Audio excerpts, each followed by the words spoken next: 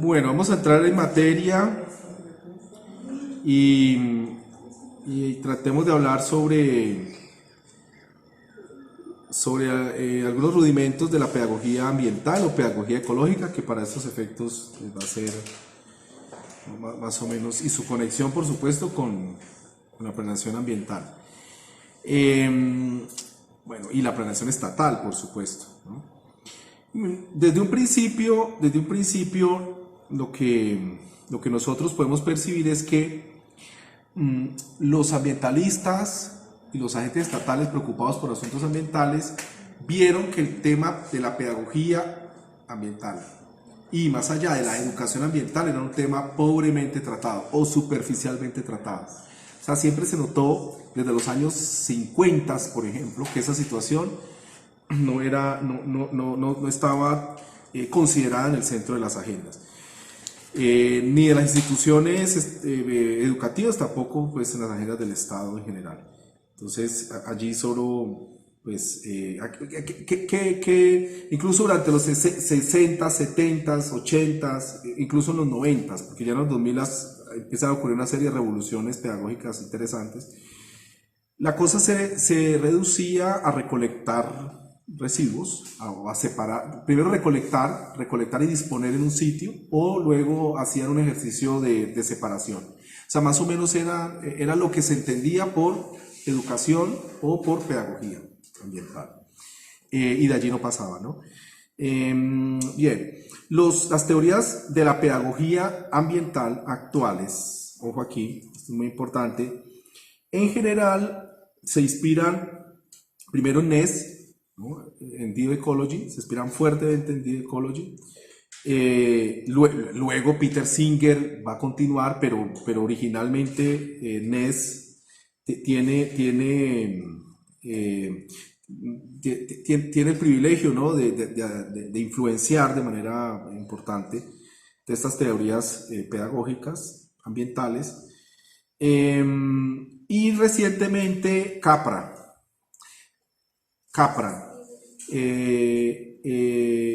Friedhof Capra, ahorita yo lo tengo en la literatura, creo, ahí lo pueden mirar. Él desarrolló otra escuela que hoy mismo, por ejemplo, en los manuales de educación ambiental en Colombia se sigue en términos generales, ¿no? Se sigue más a Capra en muchos sentidos que al propio NES. Bueno, a ver, ¿qué plantean así en términos muy generales? Ya les he hablado en términos, les he hablado de Deep Ecology, pero aquí quiero hacer un ejercicio un poco más detallado sobre lo que tiene que ver con el tema de pedagogía ambiental en NES. NES considera que es absolutamente fundamental usar el método socrático. Es decir, él considera que a través de un proceso de interrogación con el niño o con el adulto o con el adolescente, con quien sea, en este proceso de diálogo, a través de preguntas y respuestas, yo puedo encontrar cosas claves relacionadas con la vida o con la muerte.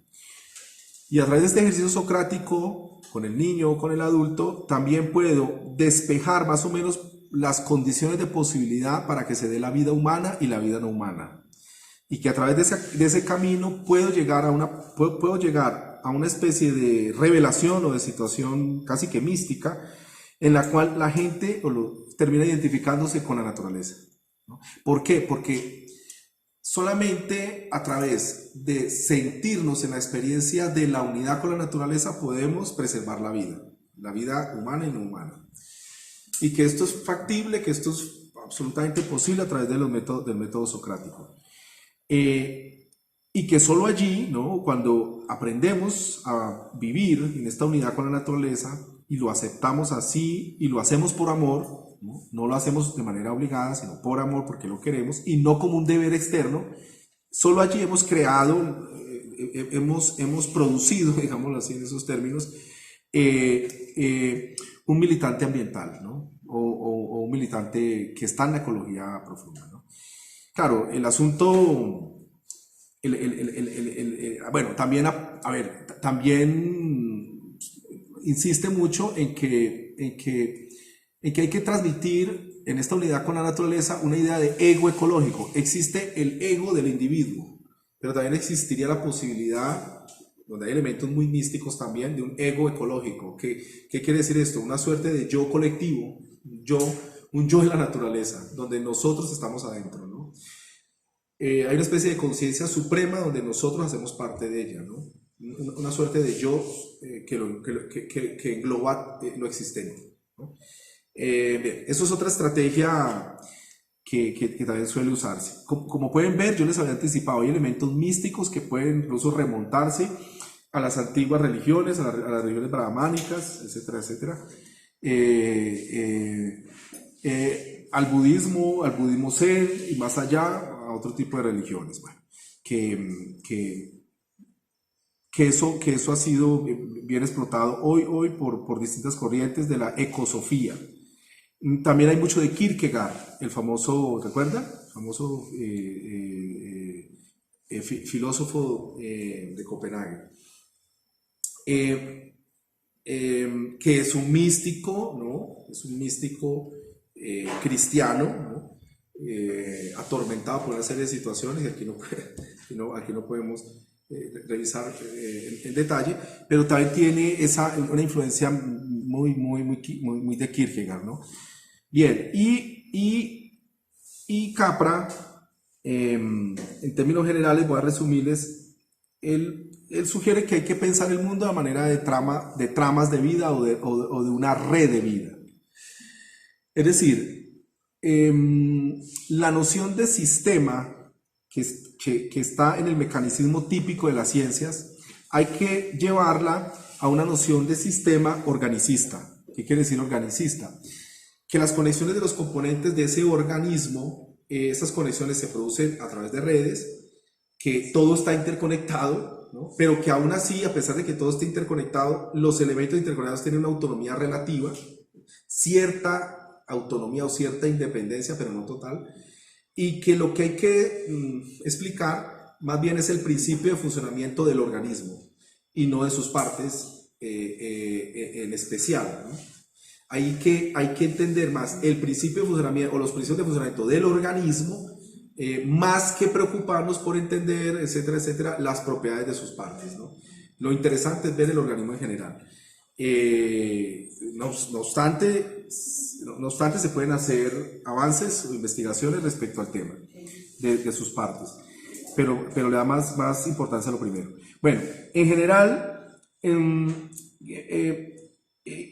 a ver, conocer la naturaleza como si fuera un organismo vivo nos lleva en general a un proceso de autoconocimiento, más o menos. Es decir, conocernos a nosotros mismos, en últimas. Y, a ver, conocernos a nosotros mismos significa conocernos a nosotros como una especie de apéndice o de elemento más dentro de este gran organelo o este gran organismo. Por tanto, en el autoconocimiento podemos entender que es necesario cooperar con la naturaleza. Es otra manera casi mística, ¿no? de suturar esta relación hombre-naturaleza. Es otra manera casi mística en la que podemos apreciar en Capra.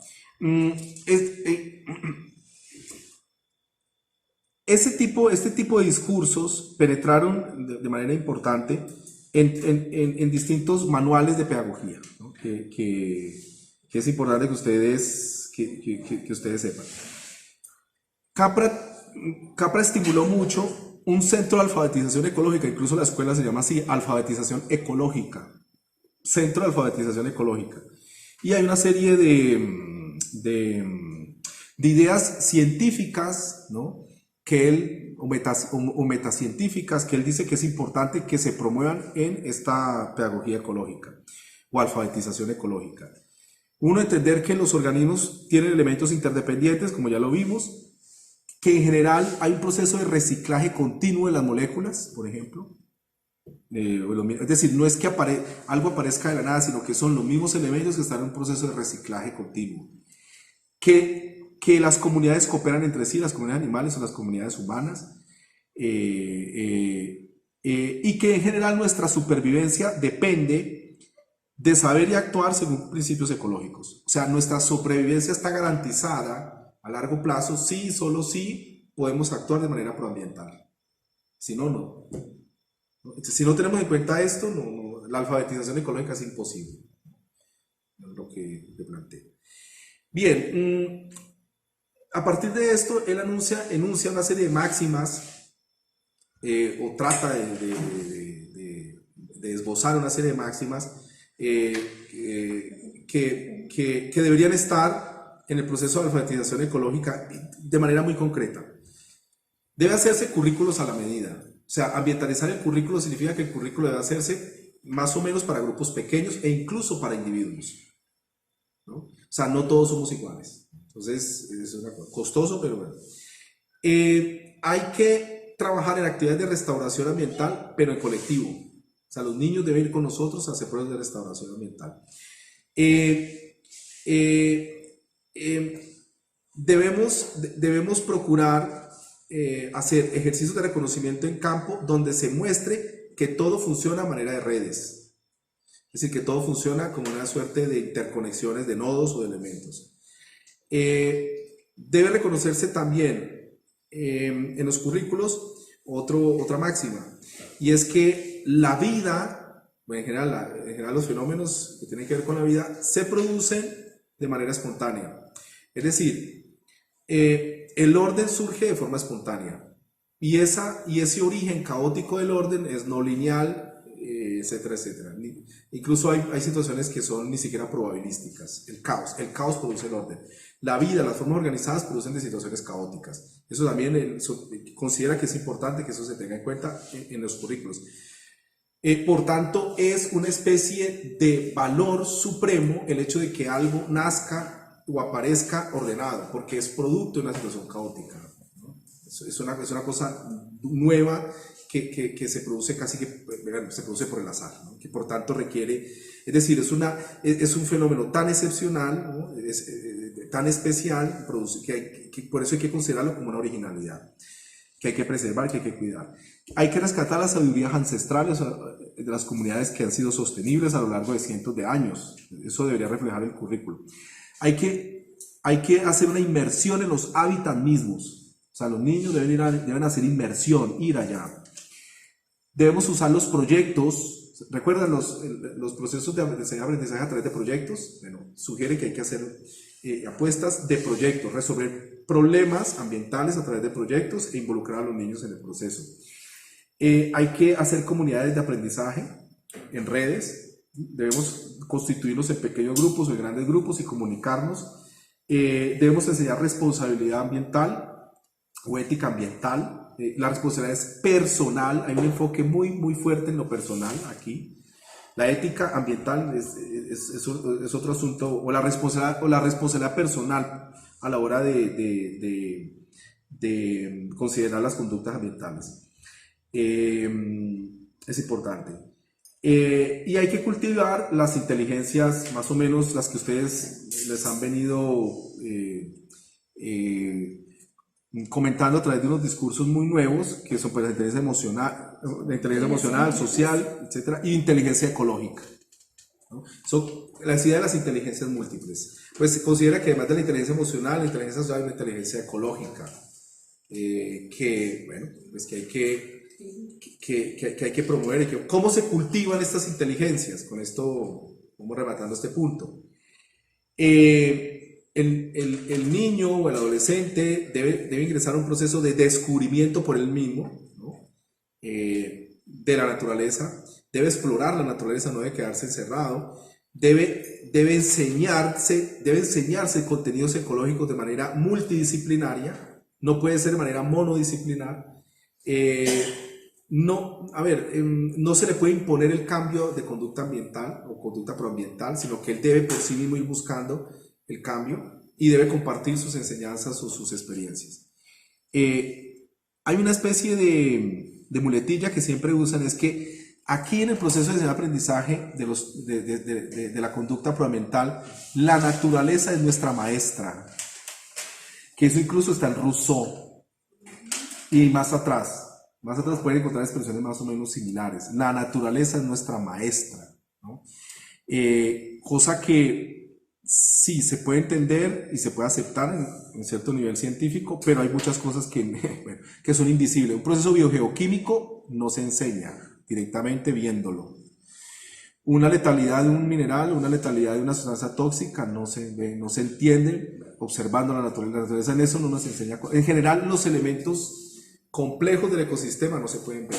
No nos enseña, lo que la naturaleza nos puede arrojar es información sobre síntomas, algunos síntomas de deterioro, algunos síntomas de daño, de afectación a la salud ambiental de los mismos.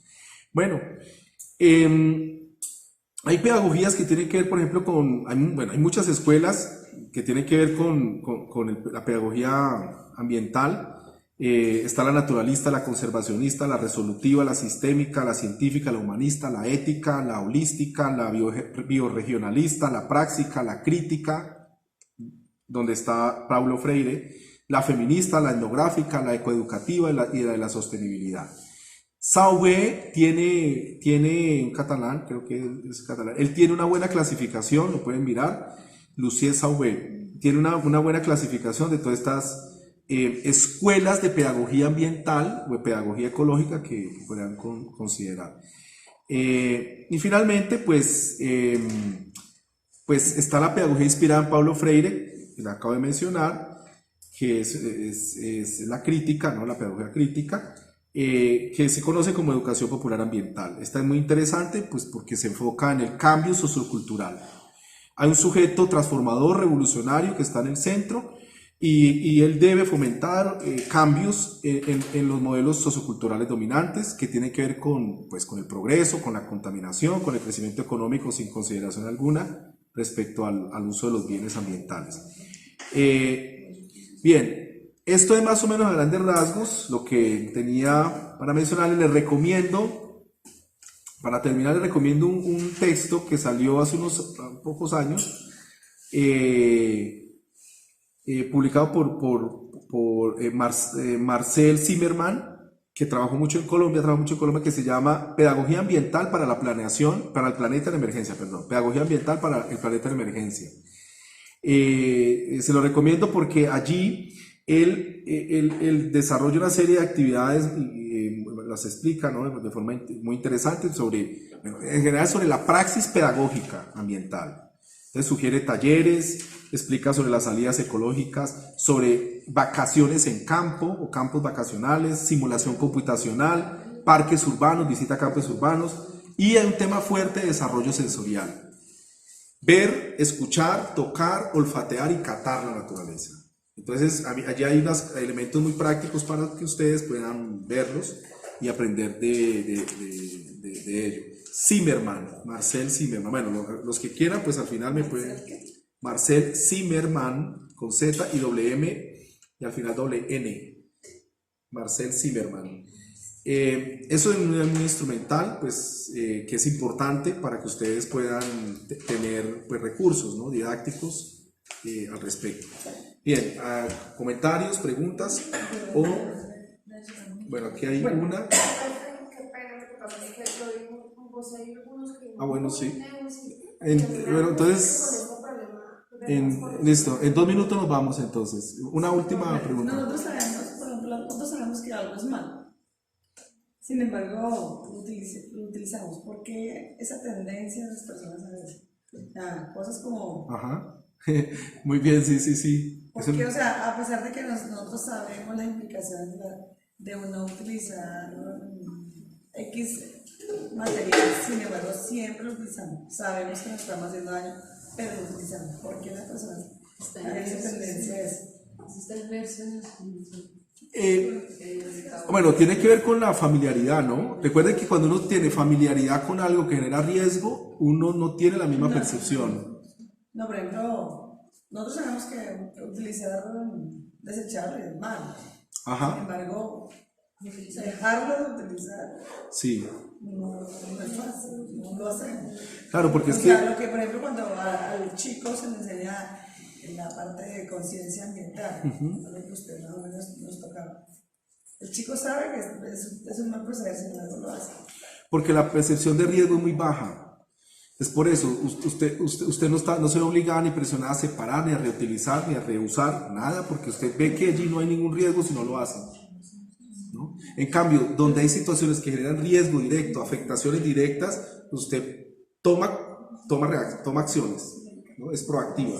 Pero en estos casos, Por la percepción de riesgo. sí, a ver, pero el gran problema del medio ambiente, en lo que tiene que ver con la gestión de los problemas ambientales o de los riesgos ambientales, es que buena parte de ellos dependen de las percepciones. Por eso nosotros aquí insistimos en los 5 factores que explican la percepción de los riesgos. Son muy volátiles, O sea que para distribuidos en el llegar tiempo. a que el muchacho haga conciencia ambiental tiene que estar dentro de las percepciones de riesgo. Eso es muy importante y gracias por aclararlo.